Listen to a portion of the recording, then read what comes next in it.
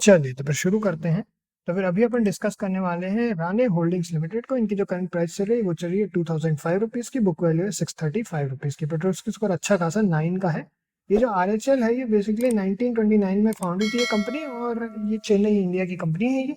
और इसकी जो बेसिकली होल्डिंग कंपनी है राणे ग्रुप की, और जिसका ये ट्रेडमार्क भी होल्ड करती है।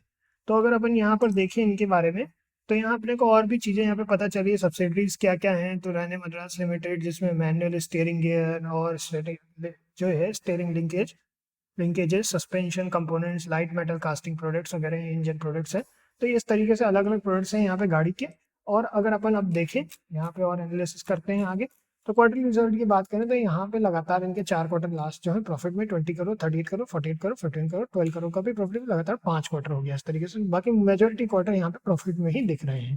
अब अगर अपन P&L स्टेटमेंट की बात करें तो P&L स्टेटमेंट में 150 करोड़ का प्रॉफिट है। उसके पहले 87 करोड़ का प्रॉफिट है 2023 में, 2022 में 35 करोड़ का, फिर 2021 में नेगेटिव था 60 करोड़ का, फिर 10 करोड़ का 2020 में।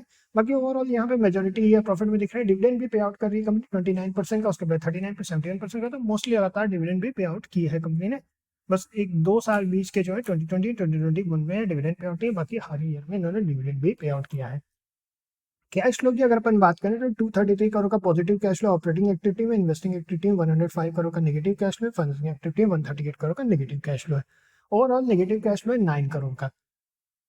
अब अगर अपन शेयर होल्डिंग पैटर्न की बात करें यहाँ पे, तो 46.58% की प्रमोटर होल्डिंग है, FIS की होल्डिंग है 0.49% की, DIS की होल्डिंग है 1.77% की, पब्लिक होल्डिंग है 51.17% की। तो इस तरीके से यहाँ पे होल्डिंग जो है अंडर 50% चल रही है प्रमोटर्स की। तो अगर अपन ओवरऑल यहाँ पे इनकी होल्डिंग लिमिटेड के बारे में बात करें, इनका जो की टेक अवे बेसिकली इन्होंने कुछ खास ये कहा है कि if recent medium term earning trends continue, it's hard to see the share price rising strongly in the near future under these circumstances.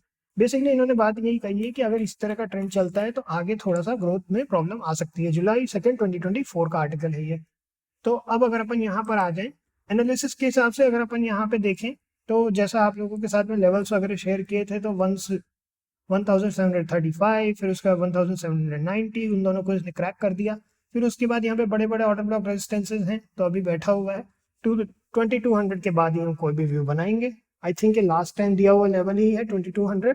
बाकी 2200 के बाद ही कुछ भी प्लान कर रहे हैं। पिछले 2 लेवल तो इसने क्रैक कर दिए हैं, तो हमारा एनालिसिस के हिसाब से ठीक चला। बाकी अब देखते हैं आगे क्या होता है, 2200 के बाद देखते हैं। और हमेशा की तरह अपने स्टॉप लॉस में पोजीशन साइजिंग का ध्यान रखेंगे।